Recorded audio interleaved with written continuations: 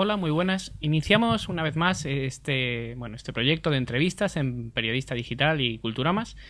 Y bueno, esta vez tenemos el placer de salirnos un poco del ámbito nacional en el que nos solemos mover y bueno, entrevistar a una figura ya de relevancia internacional, que es el narrador Sergio Ramírez, nicaragüense. Bienvenido. Gracias, muchas gracias, Juan. Bueno, yo había previsto una pequeña introducción, pues contando las diferentes facetas que has tenido como intelectual, por un lado, pues como narrador, también como promotor cultural, pues comentábamos antes fuera de micrófonos con proyectos como Carátula, incluso podríamos hablar también un poco, si te apetece, de la labor política que desempeñaste, pero bueno, yo creo que como queda a veces un poco farragoso esto de hacer una introducción muy larga y que el espectador se queda quizás un poco fuera. ¿Qué te parece si lo hacemos todo un poco a partir del libro? Sí, encantado, ¿no? Vale, Encantado. de Flores Oscuras, que has publicado en la editorial Alfaguara, que has venido aquí a presentar a Madrid.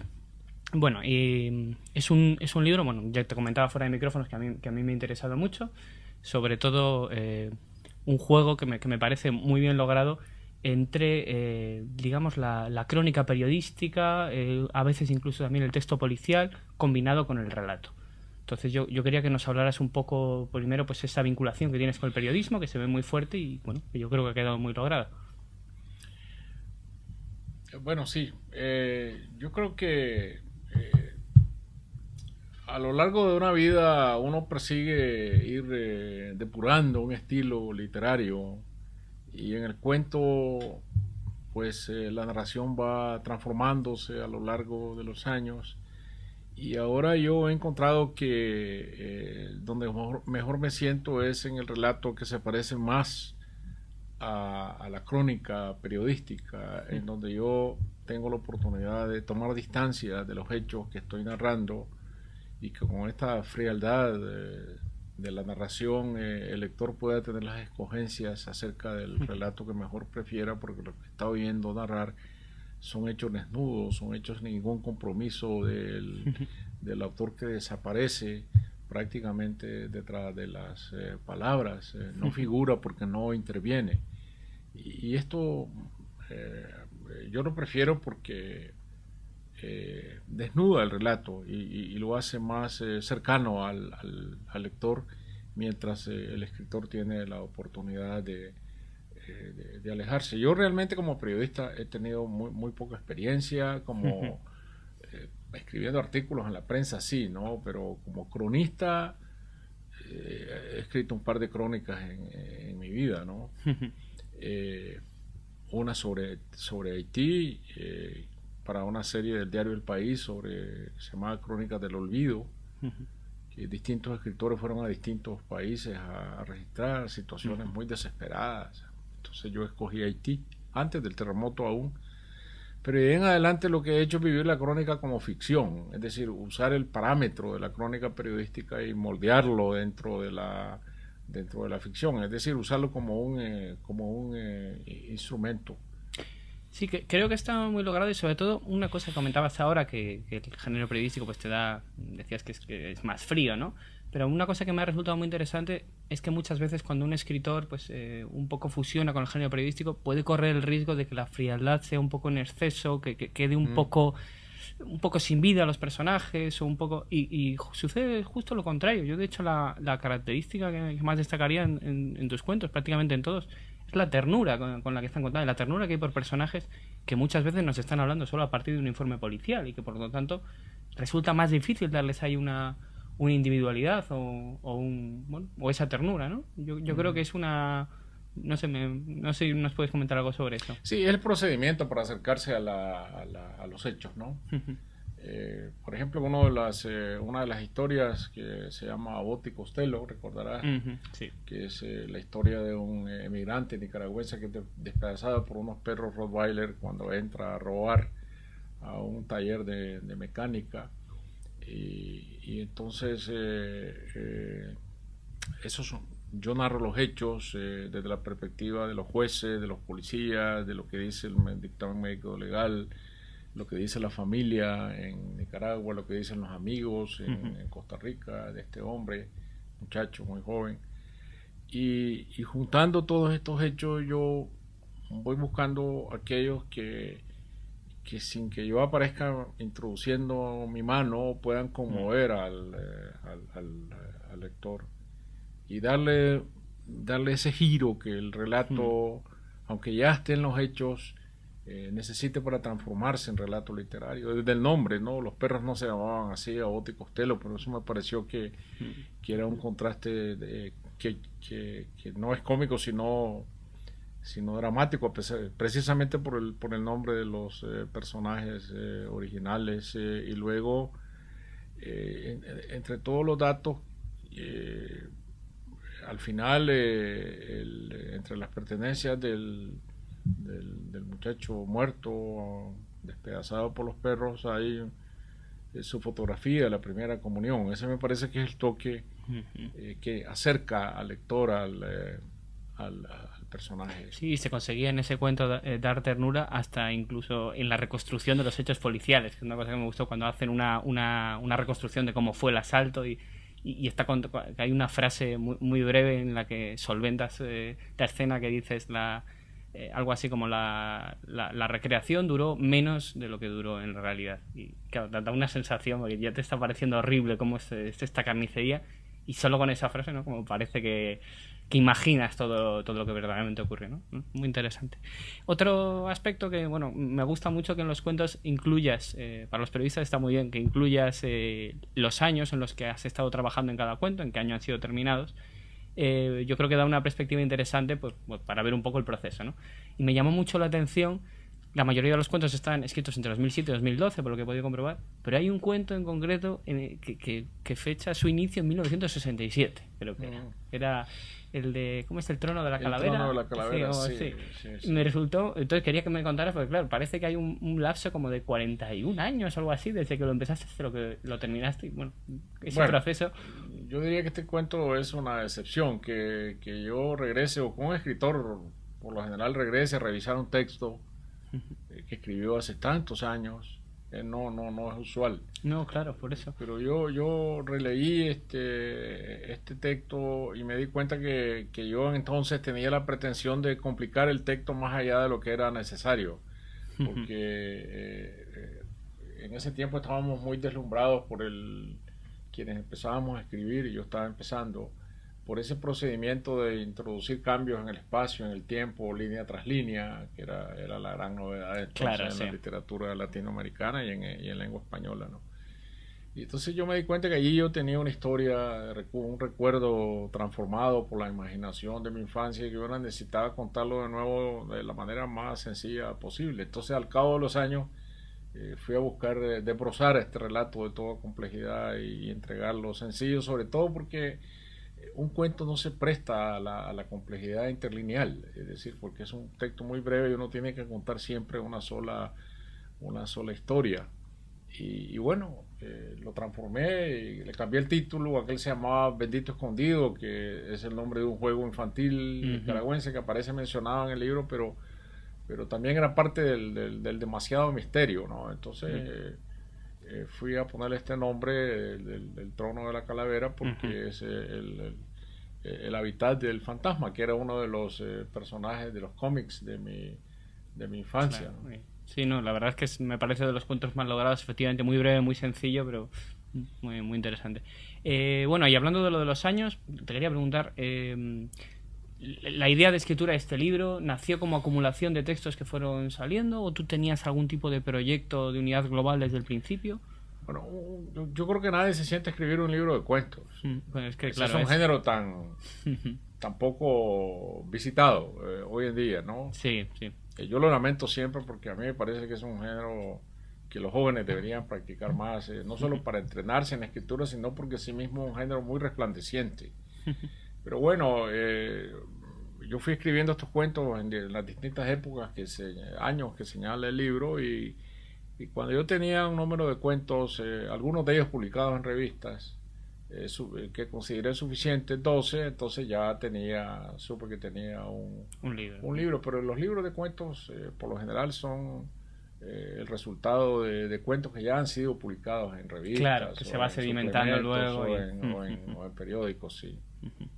Otro cuento interesante creo que se llamaba Las alas de la gloria, ¿puede ser? Sí. En el que cuentas un poco esta riña que se produce entre dos hombres, cómo uno muere y cómo se investiga el pasado de esta persona y resulta ser bueno, pues un guerrillero de la época sandinista, ¿verdad? De Nicaragua. Y bueno, esto ya sabes cómo gusta siempre en el periodismo y en las entrevistas vincular lo que uno escribe con lo que uno es como persona, que muchas veces no tiene por qué. Pero bueno, leí que tú también habías estado implicado, ¿verdad? En Sí. en la guerrilla. Te quería preguntar, bueno, pues ¿qué peso hay de lo autobiográfico en esta historia?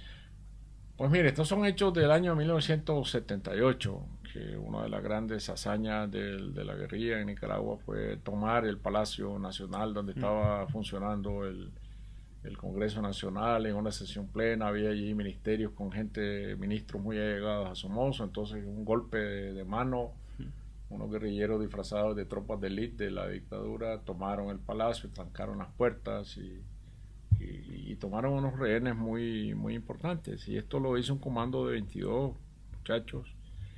Y este es un hecho que marcó mucho el comienzo de la revolución y anunció la fragilidad que Somoza tenía ya para ese entonces, que la dictadura comenzaba a desmoronarse.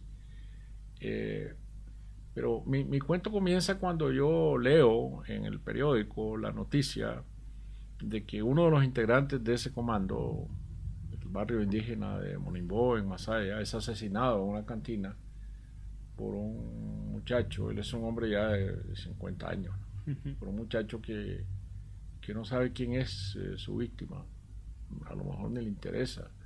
La riña se produce porque ya borrachos los dos comienzan a alegar quién es el más valiente de los dos. Sí. Y el muchacho, el adolescente está haciendo un alegato frente a alguien que verdaderamente ha sido un valiente, ¿no? Y entonces lo matan en una riña de borrachos. Y para mí ahí estaba la historia, ¿no? Como un héroe olvidado viene a morir a manos de alguien que ni siquiera conoce una medianoche en una cantina. Como el destino lo marca de esa manera. Entonces, gloria, heroísmo, eso ya ha quedado en el pasado, y lo que le queda de frente es esta muerte ignominiosa, ¿no?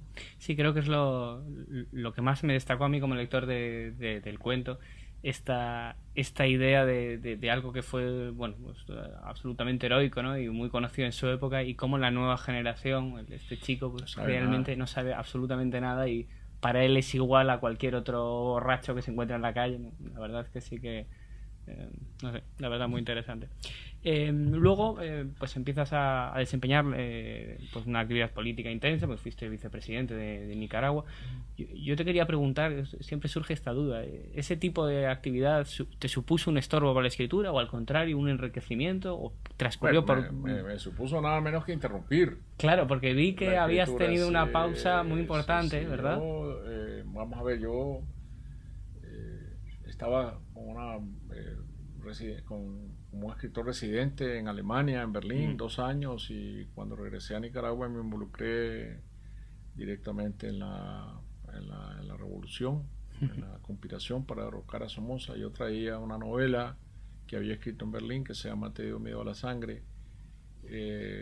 Esta novela se mal publicó en Venezuela por una editorial estatal, no circuló, pero compitió en el premio Rómulo Gallegos, y Carlos Barral era jurado, y a él le interesó muchísimo la novela y la publicó en Barcelona. Es la edición que tuvo verdaderamente la novela, pero yo lo que pasa es que me había olvidado de ella, yo la había abandonado, la había dejado a su propia suerte, porque yo en ese momento mi interés era la lucha contra Somoza. Y yo entré abandoné la literatura para entrar a lo que vamos a llamar la política por la puerta de la revolución. No la política común y corriente, que a mí no me hubiera interesado nunca sustituir mi actividad, mi carrera literaria por una carrera política. No se trataba de eso, sino que la revolución se presentó con toda su fuerza, arrastró a mucha gente, entre ellos a mí. Cuando tuvimos el poder en la mano había que ejercerlo, por lo tanto yo ejercí cargos políticos, y pasé muchos años, 10 años sin escribir una línea. hasta que en medio de la vorágine de la revolución yo me hice la reflexión de que si seguía sin escribir, dejaba de ser escritor y eso me llenaba de terror. Entonces empecé a escribir en medio de lo peor, de la guerra, del enfrentamiento que vino luego contra los contras. Me levantaba en las madrugadas a escribir a las 4 de la mañana para escribir una novela que se llama Castigo Divino. Y luego, cuando terminó el proceso de la revolución, yo volví a la escritura. No es que fui a improvisar un oficio y decir, bueno, ahora como ya no hay revolución y se acabó mi carrera política, voy a buscar qué hacer y a ver qué tal me va en la escritura. Pues yo lo que hice fue retomar un oficio, reentrenarme en el oficio, tomarlo como lo que verdaderamente era mi verdadera profesión. Y yo es lo que estoy haciendo desde hace muchísimos años, desde el año 96 que yo salí de la política. Claro, que tuviste ahí la oportunidad. Sí. Bueno, y has desempeñado una actividad narrativa muy intensa tanto en novela como en cuento. En novela, por ejemplo, ganaste el premio Alfaguara en el 98, ¿verdad? La primera vez que se convocaba. Claro. En el año 98 gané el premio Alfaguara, que esa vez fue doble porque también lo ganó Eliseo Alberto, cubano, una novela que se llama Caracol Beach. Y entonces después ya no hubo premios dobles. Ya las bases lo prohibieron, ¿no? Que pudiera haber esa posibilidad. Y bueno, eso me reinsertó de verdad en la carrera literaria, el premio, sí. Y aparte de novela, pues has escrito también mucho cuento.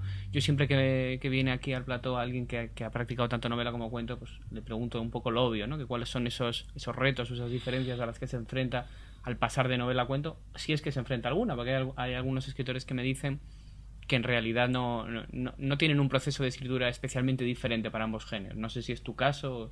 No, yo sí tengo, es decir, para mí son dos géneros completamente diferentes. Algunas veces alguien piensa de manera, para mí, errónea de que el cuento no es más que una fase previa a la escritura de la novela. Es decir, no, el cuento tiene unas reglas muy estrictas, muy propias, complejas, que nada tienen que ver con la extensión. Claro que la extensión lo dice todo, porque tratándose de una pieza corta, eso define las reglas del juego. Es decir, tú tienes que tener una sola historia que contar, pocos personajes, y eso depende de la extensión, pero tiene su propio grado de dificultad, ¿no? Y escribir un cuento es muy distinto de escribir una novela. En una novela quizá uno puede hacer un esquema detallado de cada capítulo, pero el decurso, del proceso de escritura a lo mejor no va a obedecer a ningún esquema previo. La novela va por donde los personajes quieren, los personajes se toman el libro, hay un amotinamiento a bordo siempre, ¿no? Y puede ser que vayas a dar a otro puerto distinto del que te habías propuesto, con buen viento y con éxito, pero a lo mejor no es donde querías ir. La novela tiene su propio gobierno, su propia dinámica. El cuento no. El cuento lo puedes prever desde antes. Claro, sí. Puedes tener un cuento en la cabeza, sacarlo entero. Y a veces ya puedes tener el final. Y si uno tiene el final, entonces ya lo tiene todo, porque el cuento depende del final. Sí, pero estoy de acuerdo con esa reivindicación que hay que hacer del cuento, porque muchas veces, no sé si te habrá pasado, pero lo ves en muchos escritores que sacan un libro de cuentos y la primera pregunta del periodista es, bueno, ¿y para cuándo el salto a la novela? O como dando la idea de que el cuento es algún tipo de preparación para pasar al género novelístico, cuando bueno, pues el cuento tiene su propia... Claro, y es un género bastante abandonado, que yo creo que mal abandonado, porque debería cultivarse mucho más. Como te decía, los jóvenes deberían escribir, preocuparse más por las historias cortas. Lo que pasa es que también esto es el perro mordiéndose la cola, porque las editoriales tampoco se entusiasman mucho con los cuentos, entonces por eso los escritores jóvenes van directamente a la novela. Claro. Es que no hay casi lectores en el mercado editorial de cuentos, que es un problema, por lo menos en España. Sé que en Hispanoamérica hay más. Menos, menos también que me estás desalentando. Quedan en Estados Unidos. En Estados Unidos quedan. Pues sí es triste, porque además es una tradición como la nuestra, en Hispanoamérica, donde el cuento ha gozado de tan buenísima salud, de Borges, Cortázar, Monterroso, toda la tradición que ha habido. Clarín y el del siglo en XIX, España también, claro, efectivamente. Claro, Unamuno. Sí, claro. Sí, la verdad es que sí que es un poco triste eso. Aprovechando este tema, te quería preguntar, bueno, leo mucho cuando leo algún comentario sobre tus libros, pues la referencia siempre al boom latinoamericano, aunque solo sea como coordenada. Y quería que me comentaras un poco cómo fue tu relación como escritor con el boom, porque tiene que ser, me imagino, complicado crecer en un entorno donde pues están estos padres, ¿no? Claro, estos grandes padres que hay que asesinar o respetar, no sé, sabe uno muy bien. Tuvimos nosotros, mi generación, ¿no? Una relación buena con los padres, ¿no? No hubo ruptura, no hubo ninguna noche de cuchillos largos contra Cortázar, ni contra Gabo, Fuente, Vargas Llosa. Y yo siento que yo aprendí muchísimo de ellos, porque en unos tiempos en que lo que había en la tradición literaria, cuando yo entré a la escritura, la tradición literaria era muy vernácula. Y quien rompe practicándola es Rulfo, que es el primer gran padre de nuestra generación, ¿no? Porque él liquida, le pone una llave definitiva a la literatura vernácula, transformándola. Y luego ya viene la literatura urbana con Fuentes, con Vargas Llosa, con Cortázar. García Márquez vuelve a retomar el plano rural de la novela latinoamericana, pero ya desde esta perspectiva mágica que le dio este sello tan particular, es decir, lo volvió el menos imitable de los escritores del boom, a riesgo de echarse uno a perder. Yo cuando leía a García Márquez me di cuenta que era puro veneno, ¿no? Claro, es que es un influjo que es difícil resistirse. Y quienes cayeron ese influjo se quedaron repitiendo, ¿no? Claro, el eco de esto. El eco, perdidos en ese eco. Pero sí, Fuente, Vargas Llosa tenían mucho que enseñar también en cuanto a la técnica. Descubrir técnicas que estaban soterradas o cubiertas por un velo muy espeso en América Latina. Y enseñaron la modernidad de la escritura junto con Cortázar. Eso es una gran deuda que yo tengo con ellos. Me introdujeron a la modernidad de la escritura.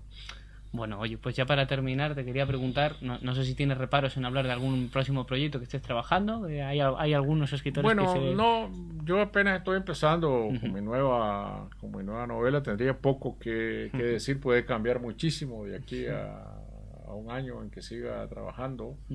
Para mí una novela va de 2 a 3 años es un proceso muy largo de trabajo, es un proceso complejo. No soy escritor de un libro por año. Es complicado llevar ese ritmo. Le tengo mucho miedo a eso, ¿no? Pues un libro está cuando uno lo termina, ¿no? Y uno tiene que saber cuándo ya el libro terminó como proceso. Eso para mí es la escritura. Sí, no sucumbir a la industria editorial que te pide un libro al año, ¿verdad? Como para ir, pero que bueno, que si no sale, pues oye. Que sí, bueno. De eso se trata. Pues nada, oye, mucha suerte Juan, con la promoción de tu libro y bueno, y con el próximo que sigas escribiendo. Muchas gracias por venir. Muchas gracias.